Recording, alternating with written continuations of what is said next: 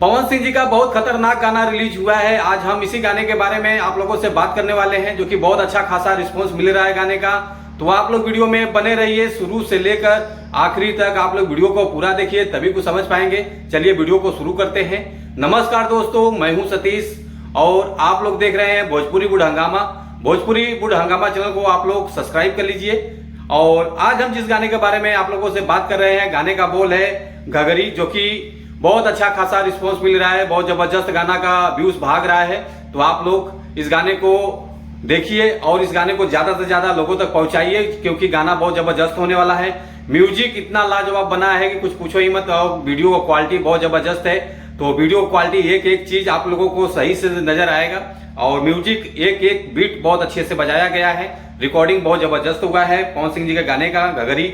और इस गाने को लिखा है आशुतोष तिवारी जी लिखे हैं। और म्यूजिक है प्रियांशु सिंह जी का।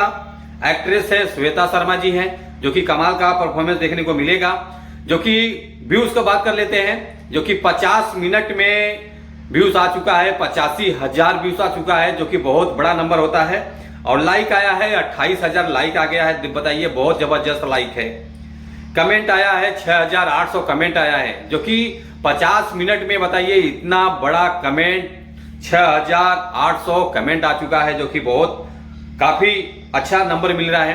तो आप लोग इस गाने को जरूर देखिए और इस गाने को सपोर्ट कीजिए।